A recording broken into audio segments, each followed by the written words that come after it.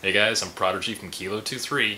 This is Phase 3 of the Echo 1 Platinum Edition M4 upgrade series, and this is the gun we're upgrading.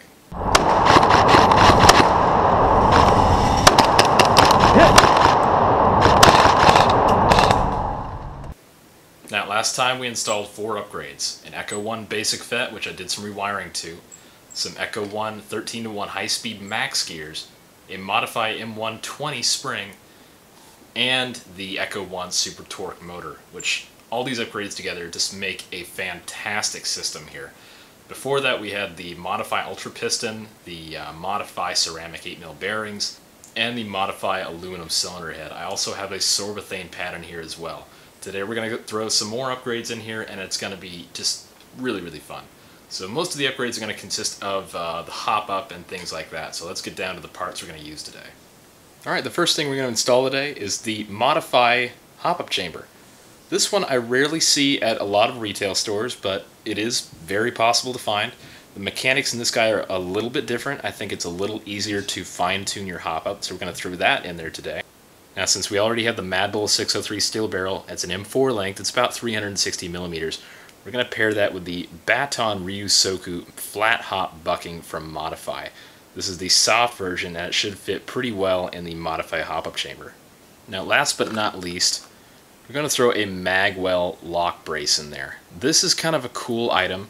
You basically install this between your gearbox and the front of the receiver.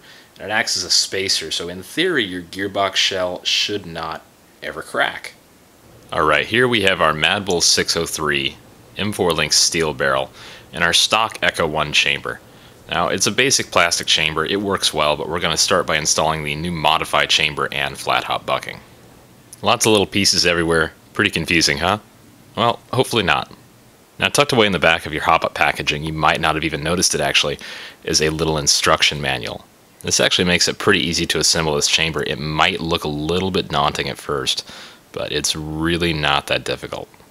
Now, before we start with the assembly, I just want to go over some differences between the stock bucking and the upgrade bucking we're installing. They are actually fairly different. Their functions are very similar, but how they go about doing the actual hop on the BB is a little bit different. This is our stock bucking that came in the gun. You can look in there and it actually has a bit of a ridge on the top that pushes down on the BB. That's just the standard TM design. And set that aside.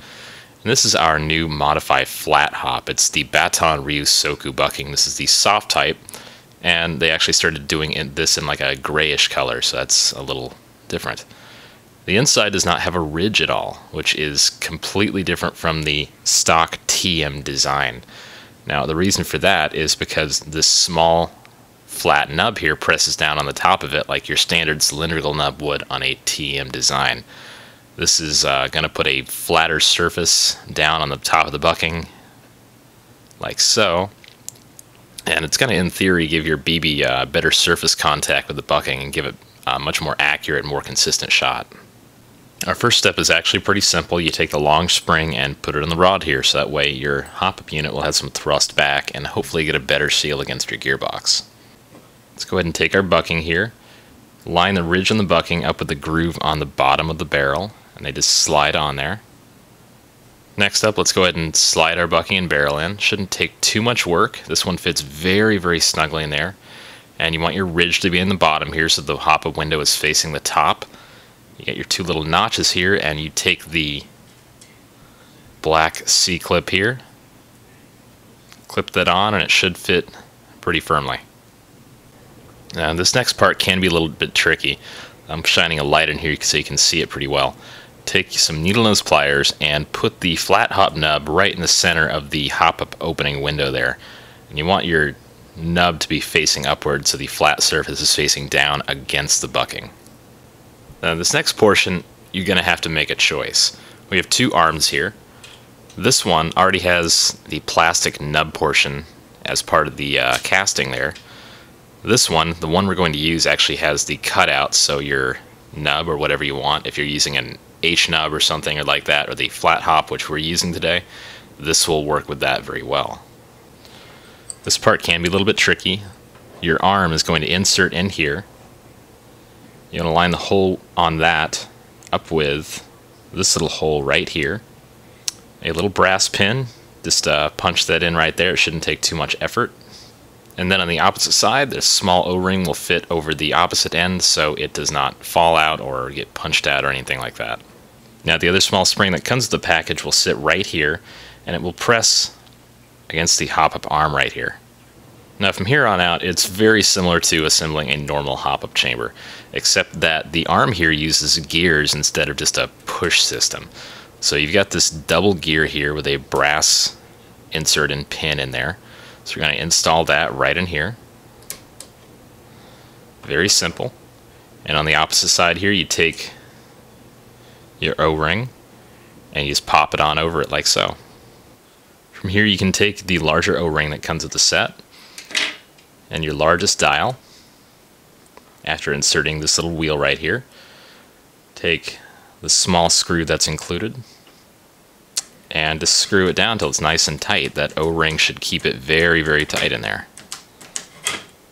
Now, I really feel like the set should have included two of the larger O-rings that I put under the larger dial here.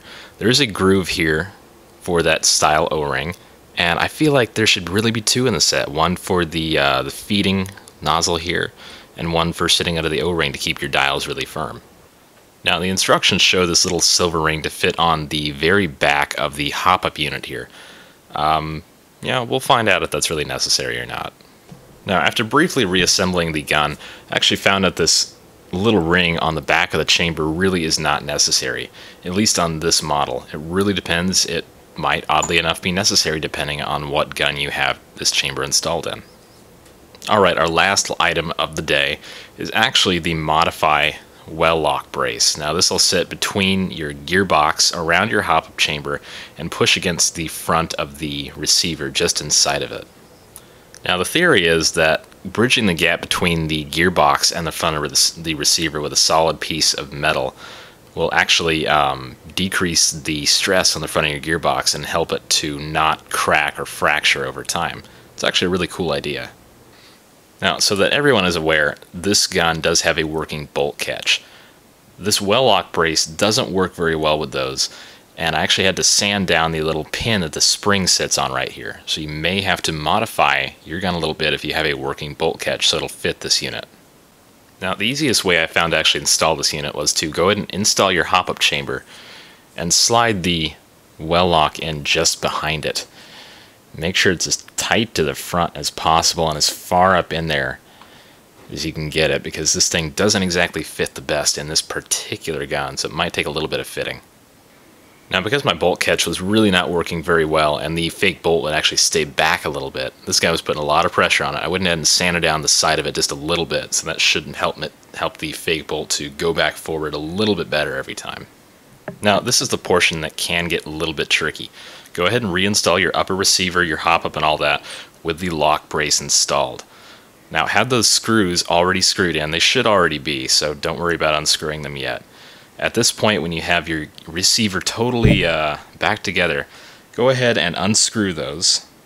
And after they're loose, go ahead and screw them in as tight as possible. This way, the lock brace will be pressed against both the front of your gearbox and the front of the receiver, putting as much pressure on the gearbox as possible. So with the side of that shaved down and everything installed, we got the bolt catch working properly. Goes forward most of the way, so I'm pretty happy with that. It was putting quite a bit of pressure on there, so it's working pretty well now. Let's go ahead and hook it up to the chrono and see how hot it's shooting.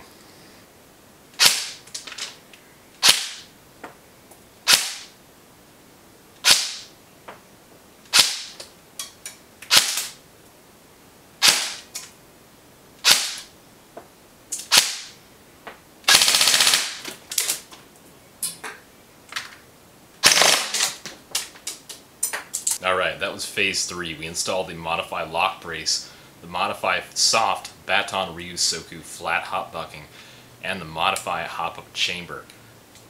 This thing is really ripping, really nice. About 15 rounds a second on a 7.4, 24 rounds a second on an 11.1. This thing is awesome. My intention is to turn it into a squad automatic. Probably pick up a drum mag for it, one of the C mags, really cool looking. Rail system barrel.